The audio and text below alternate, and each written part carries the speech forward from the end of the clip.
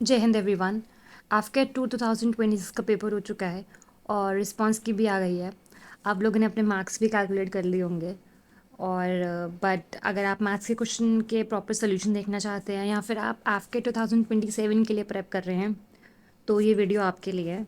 And इस video में हम लोग शिफ्ट 2 के सारे मैथ्स के क्वेश्चन सॉल्व करेंगे वन बाय वन। सो या let's start with the video.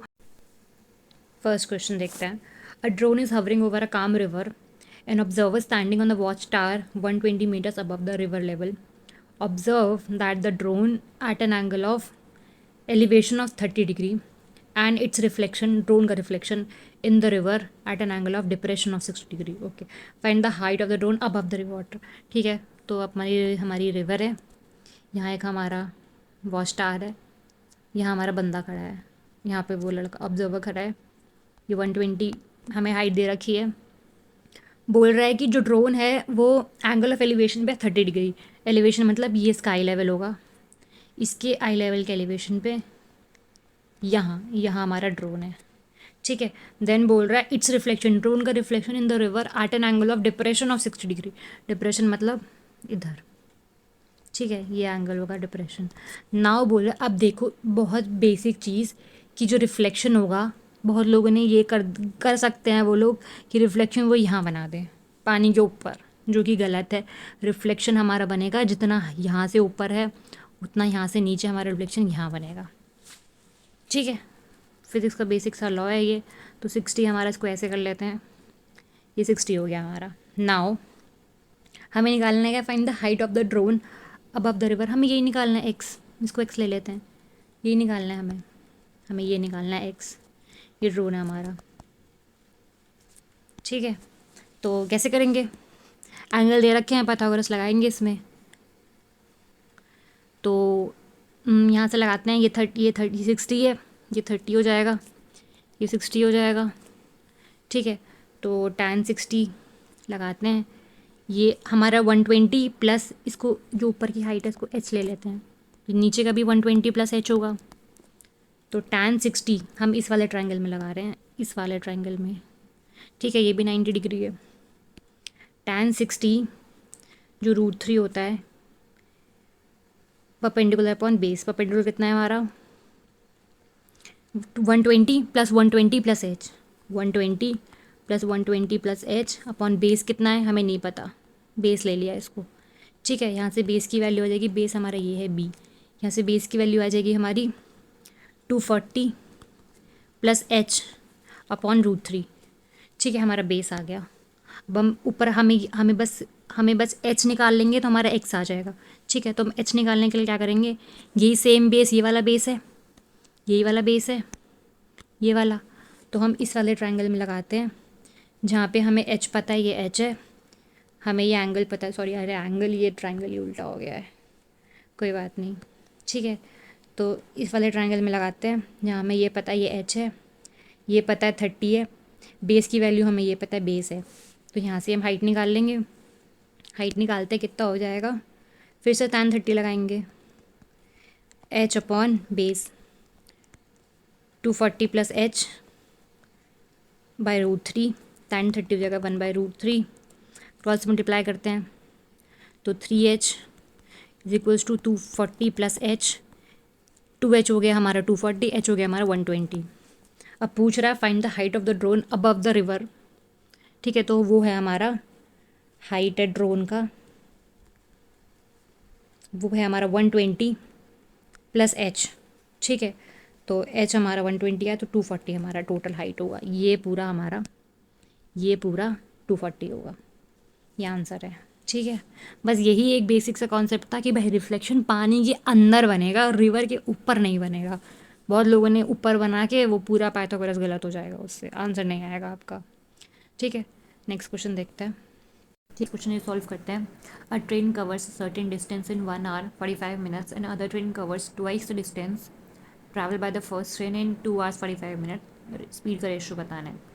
Basic सा है, स्पीड डिस्टेंस बाय टाइम, पहले का डिस्टेंस डी मान लो, टाइम हो गया, इसको 45 मिनट्स को 3/4 लिख देंगे तो वो 0.75 हो जाएगा, तो 1.75 आर अपॉन इसका डिस्टेंस 2D है, एंड इसका हमारा कितना है, टाइम कितना है, 2 आवर्स, तो 2.75, ये इसको भी 3/4 आवर्स लिख देंगे, इसको 0.7 लिख दिया हमने।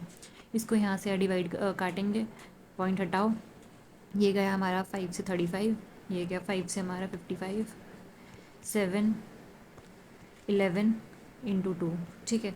तो 11/14 हमारा रेशियो हो गया स्पीड 1 का स्पीड 2 से, ठीक है। नेक्स्ट पे आते हैं 58।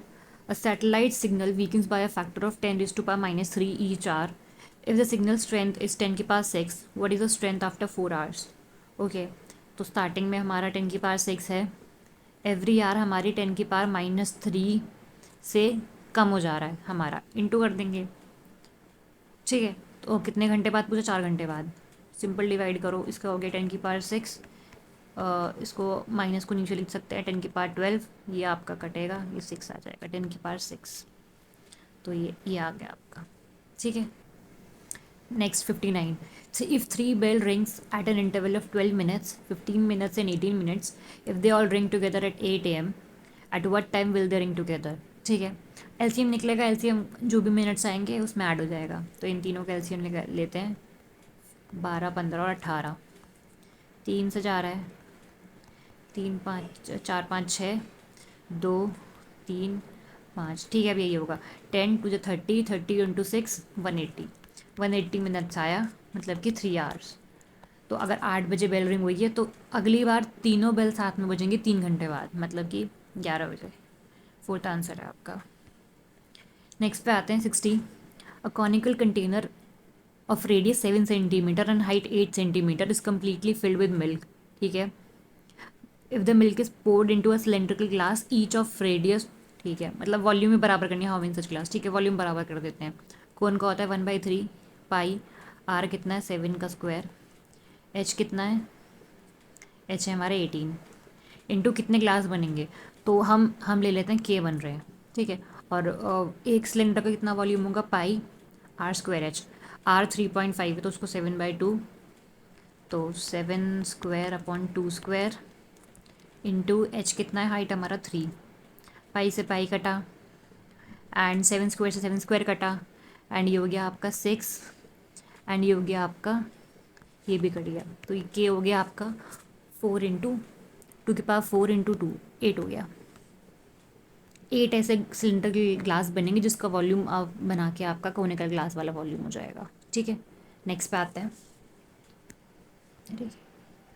अ person invest a sum of money in a scheme offering annual compounding. After 2 years, the compound interest amounts to this, whereas simple interest amount to simple interest on the same principal and same interest rate and same duration हमारा होता है 780, ठीक है। Determine the rate, ठीक है, हमें पता है कि हमें अगर 2 साल का कंपाउंड और सिंपल इंटरेस्ट का डिफरेंस हम निकालें, उसका फॉर्मूला होता है हमारा P × R/100 का स्क्वायर, ठीक है, ये हमें पता है। CI हमें पता है, SI हमें पता है, तो हम इसकी वैल्यू आ जाएगी, माइनस करो 815.10 में से 780, यार आपका 35.10, ठीक है। अब हमें SI पता है, हमें P × R, T कितना है 2 years अपॉन 100, SI कितना है 780, 2 डिवाइड करेंगे 390, तो हमारा P × R/100 की वैल्यू ये हो जाएगी। इसको यहाँ पे सब्स्टिट्यूट कर देते हैं, तो एक R × 100 बच जाएगा हमारा, P × R × 100, R × 100, इसकी वैल्यू हमें पता है 390 है। R × 100 की वैल्यू यहाँ पे मतलब आएगी, R × 100 आएगा यहाँ पे 35.10, ये हटाओ, 0 से 00 कट गया, यहाँ से यहाँ कट गया, R = 351/39, ये 9 टाइम्स आ रहा है, आपका रेट ऑफ इंटरेस्ट आ गया 9। First is answer. बस ये फॉर्मूला ही इसमें पता होना था, ये होता, वरना वैसे भी आप लगा सकते थे बिना फॉर्मूले के, आपको CI का अलग फॉर्मूला लगाते, SI का अलग लगाते, सब ट्रैक करते, तो यही बनता, इसलिए ये फॉर्मूला इंपॉर्टेंट है लर्न करने के लिए, ठीक है। नेक्स्ट पे आता है 62। A trader purchased 15 articles. He sold some of them to the first customer at a gain of 4% and remaining to the other customer at a gain of 7%. दोनों पे गेन बना रहा है। If he gains total, if he gains 5% the whole, ठीक है, how many articles, ठीक है, total 15 है, मान लेते पहले वाले को x दिए, दूसरे वाले को कितना 15 माइनस एक्स हो जाएगा। पहले पे प्रॉफिट बनाया उसने 4%, ठीक है, तो 104/100। दूसरे पे उसने प्रॉफिट बनाया 7%, दूसरे का कितना आर्टिकल है, इतना 10 कितना है 7%/100। नाउ क्या कह रहे हैं, टोटल उसने 5% का गेन बनाया 15 आर्टिकल्स पे, तो 15 आर्टिकल्स इंटू एक पे 5% का है, टोटल पे इतना हो जाएगा। टोटल का ही दे रखा है, एक ही बात है, ठीक है। 100 कटा, यहाँ से अपना एक्स की वैल्यू है 104 minus 107 minus 3x is equal to 15 into 3x is equal to plus लगते हैं अभी, is equal to plus 15 into 107 और 15 इंटू 105, ठीक है। इसको माइनस लेके आएंगे, 3x is equals to 15 into दोनों को माइनस करेंगे इंटू 2, 3x हो गया हमारा 10, 3x हो गया हमारा 30, x हो गया हमारा 10। x है मतलब पहले बंदे को उसने 10 आर्टिकल दिए हैं, दूसरे को उसने 5 दिए हैं, तो हमें क्या पूछा था, पहले बंदे को कितने भेजे हैं, 10 भेजे हैं, ठीक है। नेक्स्ट पे आता है, if the mean of the data 11 17 x plus 1 3x 19 2x minus 4 x plus 5 is 21, तो मॉड बता रहा है, ठीक है। कितने हैं अपने पास, 1 2 3 4 5 6 7 वैल्यूज़ दे रखी हैं, ठीक है। सबको सम करते हैं, 11 प्लस 17 28, 28 प्लस 1, अरे कहाँ जाते हो यार, 28 प्लस 1 29, 29 और 19 48, 48 और -4 प्लस 5, ये हो गया आपका +1 49। एक्स कितना है आपका 4x 5 6x 7x, 7x plus 49 upon total कितने वैल्यूज़ हैं हमारी 7, इसका मीन ये है, ये मीन है। 7 7 कटा, x plus 7 is equals to 21, x equals to 14। Mode होता है हमारा जो भी maximum number of repeated values होंगी वो आपका मॉड होगा।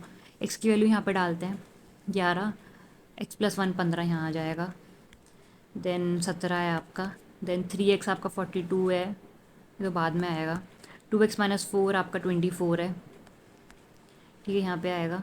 देन क्या है आपका x प्लस 5 19 है, ये यहाँ पे आएगा 19, एंड 19 आपका एक पहले से दे रखा है, तो 1 2 3 4 5 6 7 7 डिजिट हो गए, 19 दो बार रिपीट हुआ है, 19 आपका मॉड हो गया, फोर्थ आंसर है, ठीक है।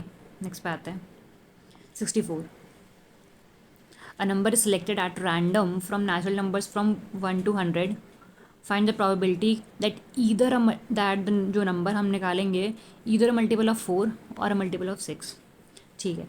1 से 100 तक 4 के कितने मल्टीपल हैं, डिवाइड कर लेंगे, 25 4 के मल्टीपल आएंगे 1 से 100 के बीच में, 1 से 100 के बीच में 6 के कितने मल्टीपल हैं, 16 6 96, तो ठीक है, तो 16 मल्टीपल है इसके 6 के, कितने हो गए हमारे 41 हो गए, 41 टाइम्स 100 में से 4 का मल्टीपल होगा या 6 का मल्टीपल होगा, आंसर ऑप्शन में दे रखा है, बट आंसर ये नहीं है। क्यों नहीं है, क्योंकि इसमें बहुत सारे ऐसे मल्टीपल्स होंगे जो 6 में भी आ रहे हैं, 4 का मल्टीपल भी है, 6 का मल्टीपल भी है।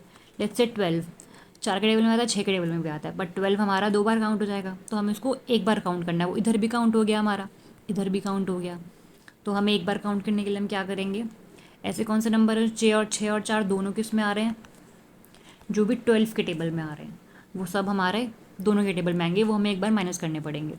तो 12, अब वही कर लो कि 100 के बीच में 12 का मल्टीपल कितनी बार आ रहा है, 12 8 जा 84, 12 8 जा 96, 12 7 जा 84, ठीक है, 8 बार आ रहा है, मैक्सिमम 8 बार आएगा, ठीक है। तो उसमें से 8 घटाएंगे बाय 100, 33/100, ये आंसर होगा, कभी बी होगा आंसर। पहले ऑप्शन उन्होंने 41 दे रखा है, but 41 is not the right answer, okay. Next पे आता है, 3 pipes A, B and C can fill a tank individually in 8 hours, 12 hours and 24 hours respectively. If all the 3 tanks are open at the same time, how long will it take to completely fill the tank? Okay. A कर रहा है 1 घंटे में कितना कर रहा है, 8 घंटे में टूल कर रहा है, 1 घंटे में कर रहा है 1/8, B 1 घंटे में कितना कर रहा है 1/12, C 1 घंटे में कर रहा है 1/24, तो 1 घंटे में टोटल तीनों कितने कर रहे हैं, एलसीएम ले लेंगे, 3 12 और 1 6/24 1/4। 1 घंटे में ए बी और सी तीनों भर रहे हैं 1/4, तो पूरा टैंक भरने में 4 आवर्स लगेंगे। तो 4 आवर आंसर है। वही पूछ रहा था कि तीनों को भरने में कितना कम्प्लीटली फिल करना है, कितना टाइम लगेगा। ठीक है, नेक्स्ट पे आता है 66। सिंप्लीफाई करना है। ये हो गया आपका 7 और ये हो गया आपका 6। ठीक है, ये हो गया आपका 3.5 को 7/2 लिख लो, 6 को, और यहाँ पे डिवाइड होता है ना, इसको सिंप्लीफाई करने के लिए आप इंटू करके 1/7 लिख सकते हैं। 7 7 कट गया, 3 हो गया, 7 और 10, 10 - 6, 4 आंसर है। ईजी था। ठीक है, नेक्स्ट पे आते हैं। If 15 workers can build 1500 long road in 25 days, working 8 hours per day, how many days will 16 workers take to build इतना इतना। ठीक है, ये वर्क एफिशिएंसी वाला है। इसमें हमें एक फॉर्मूला याद रखना है कि MDH upon work is equals to, मतलब M1D1H1 upon work 1 is equals to M2D2H2। बस ये याद रखना है इसमें। और M1 है हमारे कितने मेंबर हैं, तो हमारे कितने वर्कर हैं 15 पहले वाले केस में। ठीक है, ये तो वर्क है हमारा 1500 मीटर जो काम करा ये वर्क है। कितने डेज हैं 25। कितने घंटे काम कर रहे हैं पर डे 8। M2 कितना है 16 वर्कर, कितने दिन में काम कर रहे हैं वही निकालना है, हाउ मेनी डेज वही निकालना है, तो डी रखते हैं इसको। कितने घंटे पर दिन काम कर रहे हैं 6 घंटे, अपॉन कितना वर्क कर रहे हैं 2400। काटो काटो काटो काटो, और क्या काटोगे, ये भी काटो। ठीक है, और 6 4 जा 2, डी आ गया आपका 50 डेज में ये लोग काम करेंगे तो इतना वर्क हो जाएगा, जो सेकंड केस में रखा है। और रहे ये फॉर्मूले की बात, तो आपको पता है कि वर्क डन प्रोपोर्शनल होता है। ये फॉर्मूला कैसे आया वो बता रही हूँ कि वर्क डन प्रोपोर्शनल होता है कितने लोग काम कर रहे हैं, होता है ज़्यादा लोग काम करेंगे ज़्यादा काम होगा, कितने दिन काम कर रहे हैं वो होगा, और कितने घंटा प्रतिदिन काम कर रहे हैं, मतलब एफिशिएंसी कितनी है उनकी पर डे, आर, ये भी होगा। तो करता कुछ नहीं है, इसको हटाते हैं, इसको मल्टीप्लाई कर दिया और यहाँ पे कांस्टेंट लगाते हैं, फिर इसको नीचे भेज दिया। बस कांस्टेंट की वैल्यू, इसलिए मतलब MDH/W ये कांस्टेंट होता है, इसलिए हमने दोनों का इक्वल कर दिया। यही करा है बस हमने। और MDH से याद रखना, MDH मसाले, MDH आपका, ये आपका वर्क डन एफिशिएंसी वाला फॉर्मूला लग जाएगा। जब हमारा डिफरेंट वर्क दे रखा होगा ये तो लगेगा। ठीक है, नेक्स्ट पे आता है 68। 3 numbers are in the ratio 2:3:4. If the LCM of the first two numbers is 180 and the LCM of last two number is this, तो नंबर है हमारा 2x 3x एंड 4x। ठीक है, फर्स्ट दो का एलसीएम कितना होगा हमारा 6x होगा, लास्ट दो का हमारा 12x होगा। पहले दो का एलसीएम की वैल्यू 180 दे रखी है, मतलब x की वैल्यू 30 आएगी, और लास्ट दो की एलसीएम की वैल्यू दे रखी है 360। यहाँ से भी x30 आ रहा है। ठीक है, तो 30 यहाँ कर देते हैं, तो हमारे नंबर्स क्या थे एक्चुअली 60 90 एंड ये आपका 30 120 ये नंबर है। Find the difference between the LCM and HCF of all the 3 number. ठीक है, तो इन तीनों का एलसीएम निकालना है। इन दोनों का एलसीएम होगा आपका, मतलब ये वही, इसका रेशियो करोगे आप अगर, मतलब 2 3 4 ये वही रेशियो में नंबर्स हैं आपके। इनका एलसीएम होगा 12x। ठीक है, और एचसीएफ होगा इसका, ये कितने हाईएस्ट डिजिट किससे कट रहे हैं, ये 30 से कट रहे हैं तीनों। 30 आपका एलसीएम है इसमें हाईएस्ट, उसके ऊपर ये नहीं कटेगा, कोई भी कॉमन फैक्टर नहीं है इसमें। और इसका एलसीएम होगा आपका, निकाल भी सकते हैं इसका एलसीएम, जैसे आपको पता है कि ये कटेगा तो 3 दूनी 6 दूनी 12, 12x होगा, x के लिए 30 है, तो 360 आपका एलसीएम है और एचसीएफ आपका 30 है। पूछ क्या रहा है difference between LCM and HCF, 360 और 30, 330 आंसर है। ये रहा आंसर, ए वाला आंसर है आपका डिफरेंस, ये आपका डिफरेंस है। ठीक है, नेक्स्ट पे आते हैं 69। If k equals to 216 then find the value of this. Okay, हमें पता है 216 6 का क्यूब होता है, नहीं पता है तो रट लो भाई, क्यूब रट लो, स्क्वायर रट लो 30 तक। देन ये बोल रहा है इसका मतलब कुछ नहीं दे रखा, अगर ये a दे रखा है तो उसका मतलब है a की पावर 1/2। अगर ये दे रखा है a और यहाँ पे 3 दे रखा है छोटा सा, तो उसका मतलब है ए की पावर 1/3। बाकी 4 दे रखा होगा तो यहाँ 4 हो जाएगा, ऐसे ही बढ़ता रहेगा। ठीक है, अब ये कह रहा है, अब यहाँ पे के की वैल्यू सब्स्टिट्यूट कर दीजिए। 216 की पावर 1/3 प्लस के स्क्वायर, 216 का स्क्वायर की पावर 1/3, 2/3 हो गया। इसको लिख दीजिए 6 का क्यूब, 6 का क्यूब इंटू 1/3 6 हो गया। 6 का क्यूब इंटू 2/3 6 का स्क्वायर हो गया। तो ये हो गया 36 प्लस 6 42, 42 आंसर है। बस दो चीज़ पता होनी चाहिए इसमें आपको, एक तो ये ठीक है कि 6 का क्यूब हो रहा है, और नहीं भी लग रहा है तो ये समझना पड़ेगा हमारे ये ऑप्शंस हैं और ये पावर 1/3 दे रखी है, तो मतलब किसी का क्यूब होगा। नहीं पता है तो लास्ट के डिजिट से कुछ गेस भी कर सकते हो आप लोग, अगर रटा हुआ नहीं है तो।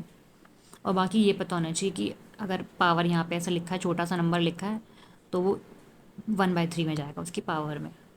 ठीक है, नेक्स्ट पे आता है 3 solution A, B and C contain alcohol in the proportion of 30, 50 and 80 respectively. They are mixed to form a new solution containing 55% of alcohol. ठीक है, तीनों को मिक्स करके हमारा ये फाइनल सोल्यूशन में कंसनट्रेशन बन रहा है। देन कह रहा है solution A and B are taken in equal quantities, find the ratio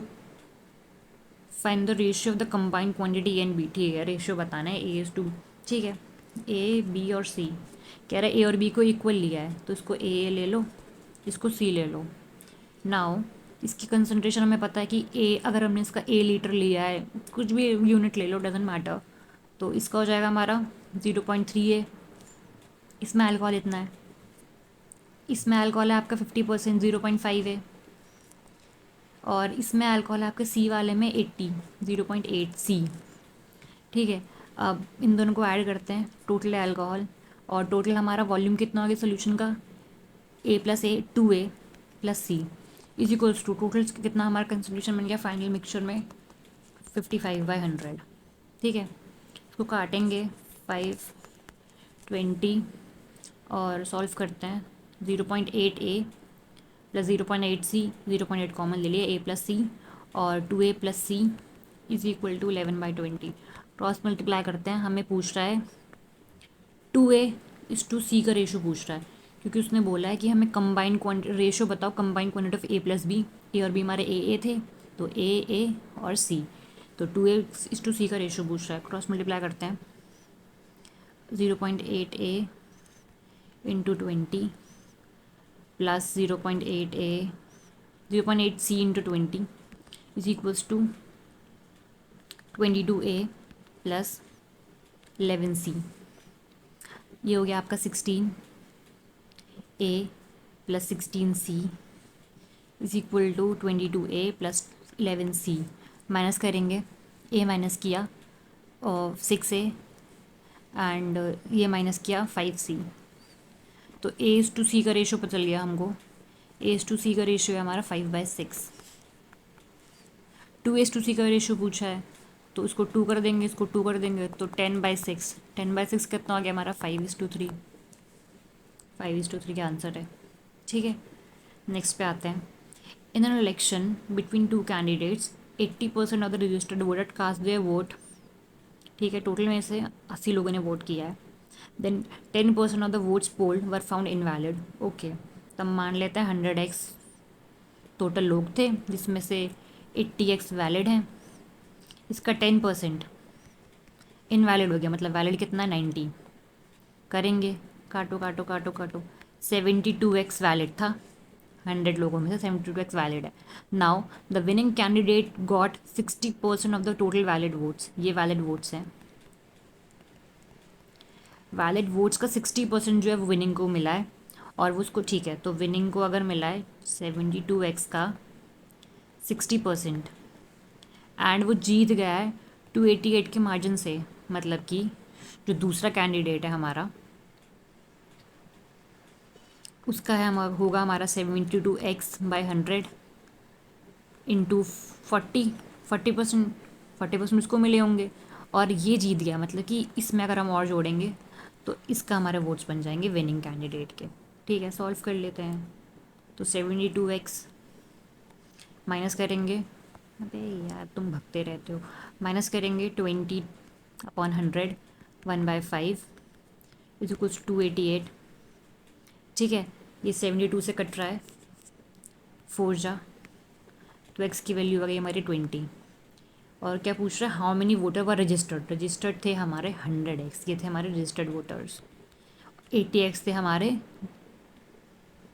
80x से हमारे जिन्होंने वोट करे हैं, 72x से हमारे वैलिड वोट। तो हमारे पूछ रहा है रजिस्टर्ड वोटर, इंटू 100 कर देंगे, x की वैल्यू हमारी 20 आई ना, तो 2000 लोग थे हमारे रजिस्टर्ड वोटर्स। ठीक है, नेक्स्ट 72 पे आते हैं।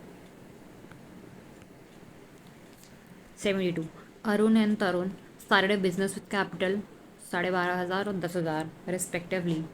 After 5 months, Arun withdrew a certain amount from his capital which was equal to 62.5% of the amount that Tarun added to his capital after 2 more months. ठीक है, ये अरुण है अपना, ये तरुण है। इसने लगाए थे 12,500, इसने लगाए थे 10,000। ठीक है, ये कह रहा है 5 महीने बाद इसने कुछ अमाउंट विड्रू किया, और वो कितना था, 62.5%। 62.5% तो हमें पता है कितना होता है, तो फ्रैक्शन में 5/8 होता है ये।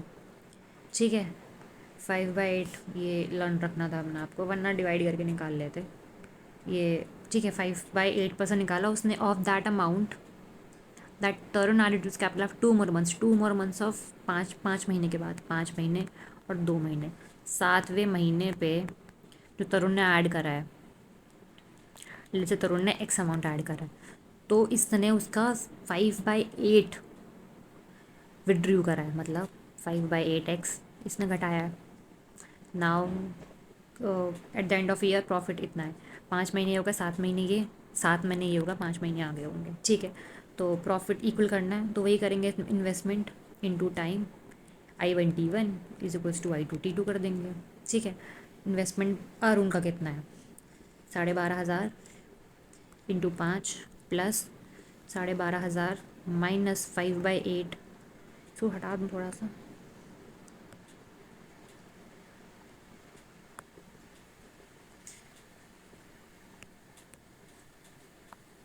ठीक है, ये था आपका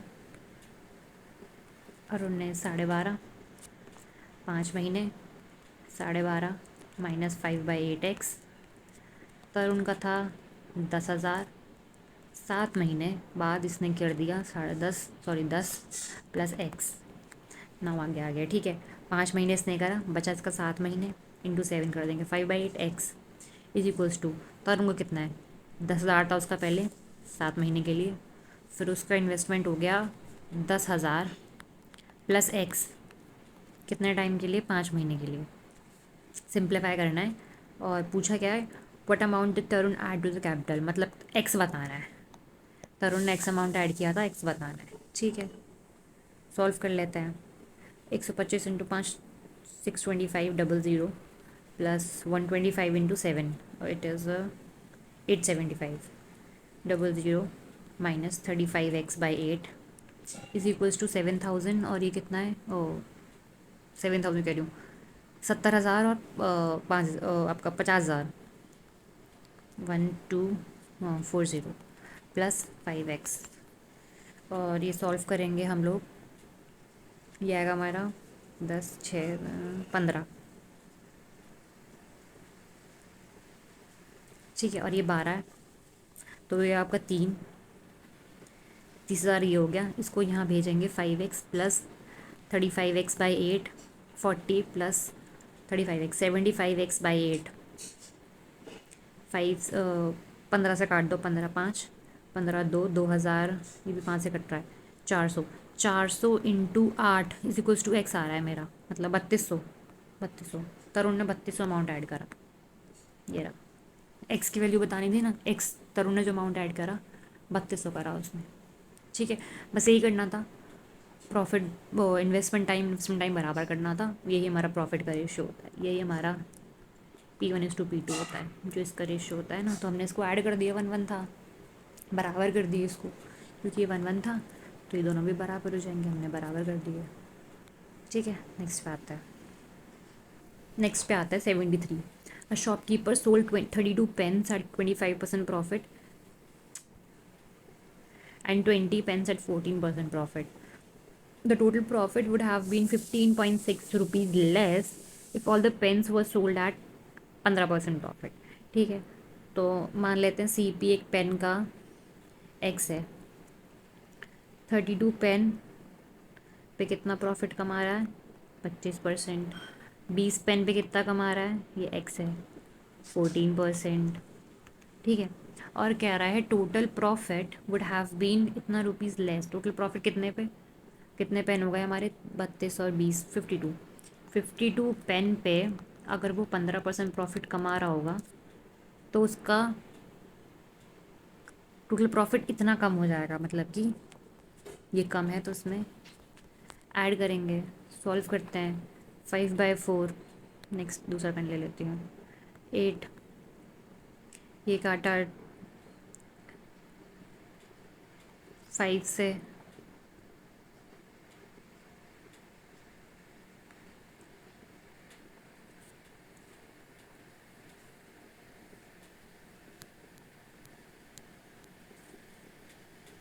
ये काटा 2 से, 2 5 जा। ठीक है, ये कितना था, 18, ये 15 है ना। ये काटा 5 से, 5 2 जा, 5 3 जा, 20। ठीक है, ये भी कट सकता है, 52 और 20, 2 10, 2 तो 13 से भी कट रहा था, 2 2 जब 4 6 13 एंड 5। तो हमारा फाइनल हो गया 8 × 5, 40x प्लस, यार 40x plus 114x/5 is equal to 13 × 23/5x प्लस 15.6। माइनस करते हैं इसको, कितना हो जाएगा ये, पहले इसको सम कर लेते हैं। 5 5 2 5 हो जाए 2 200 प्लस 114, 314, 13 × 23 992 माइनस 299/5।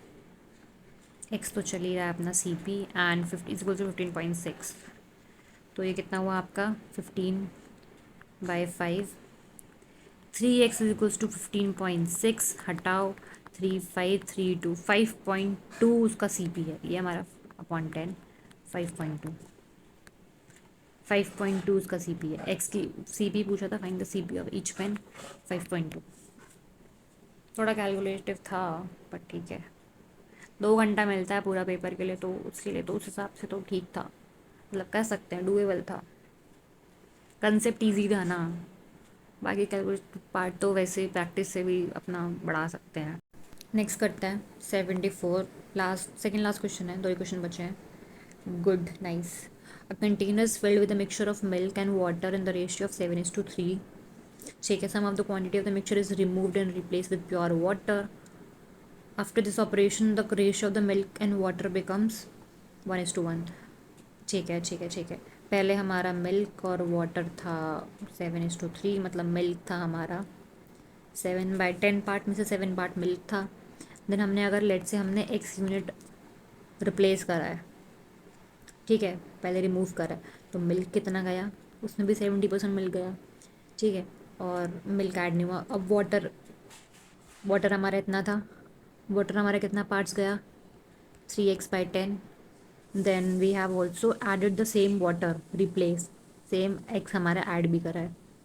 ठीक है, तो एक्स हमारा ऐड हो गया, इसको करो 10x 7x, ये वही हो गया हमारा 3/10 प्लस 7x/10। ये हमारा मिल्क वाटर का कंसनट्रेशन है, ये हमारा मिल्क का है आफ्टर द दिस ऑपरेशन। देन हमारा रेशियो बराबर हो गया, मतलब ये दोनों को हम बराबर कर देंगे, इन दोनों को इक्वेट कर देंगे, तो ये हो जाएगा हमारा 14x/10 is equals to 10/10। Oh sorry, minus है, माइनस है, माइनस है।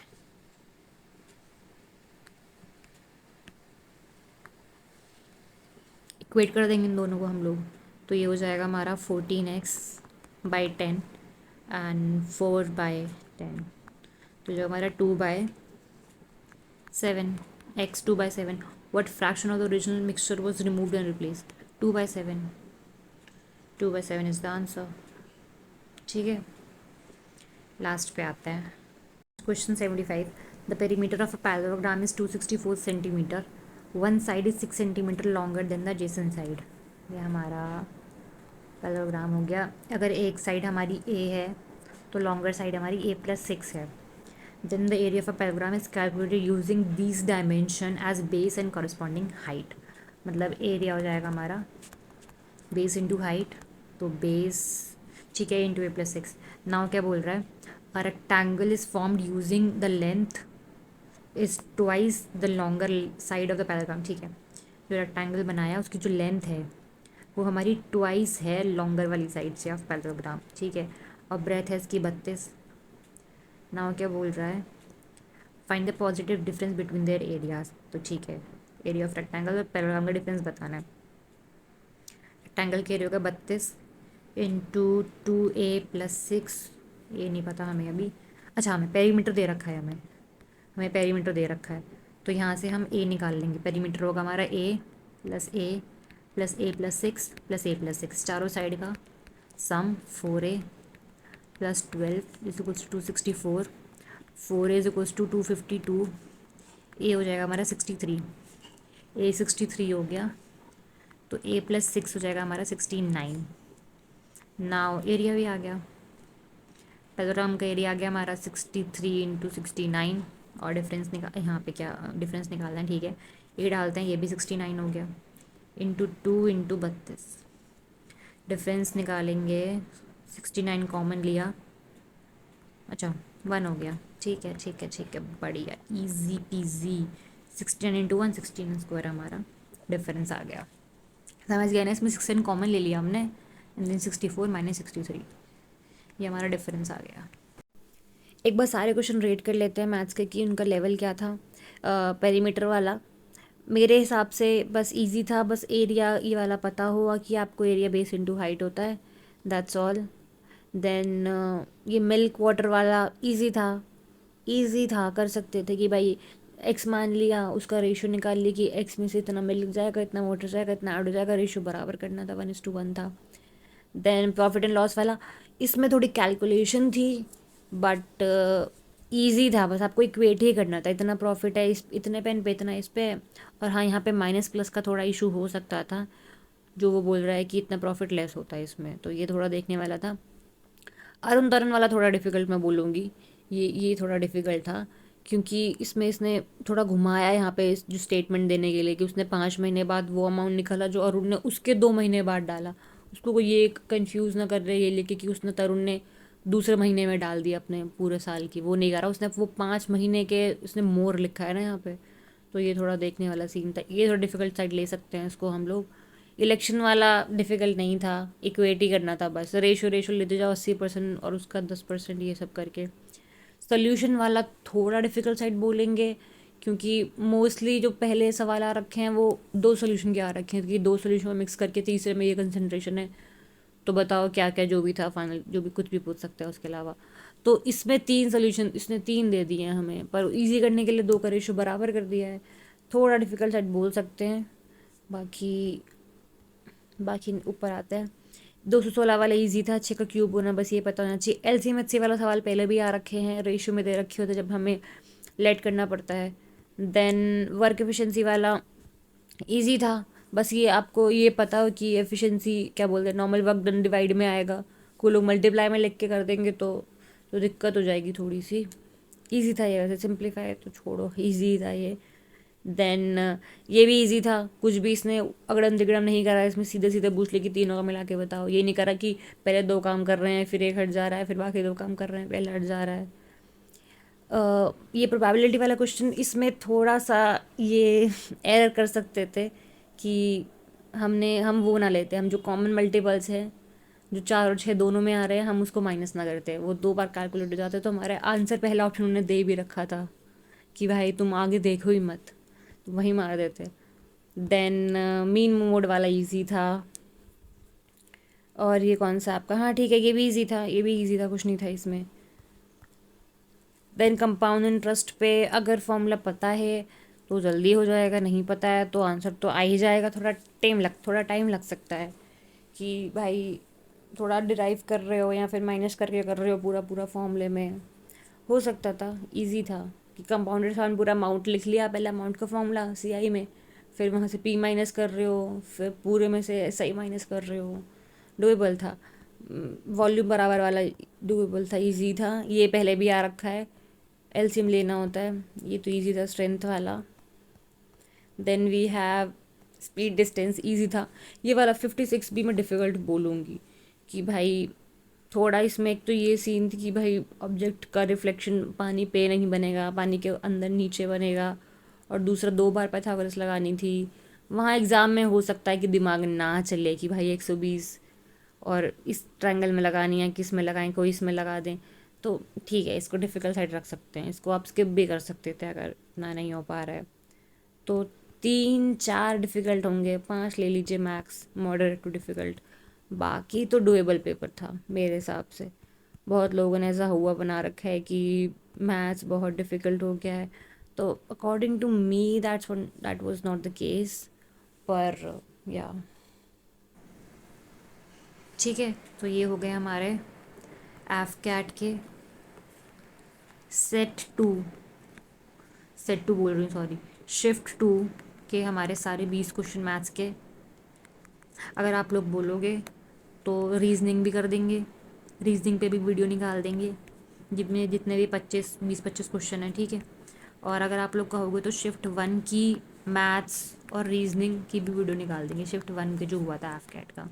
27 वालों के लिए काफ़ी ज़्यादा हेल्पफुल है, 26 वालों को खैर जो हो गया तो हो गया, वो लोग दे आए हैं जैसा भी इनका पेपर हुआ है, मार्क्स भी आ गए हैं, आंसर की रिस्पॉन्स की आ गई है, तो आप लोग अपने मार्क्स कमेंट करना आपके कितने मार्क्स बन रहे हैं, ठीक है सब लोग। Okay, thank you so much.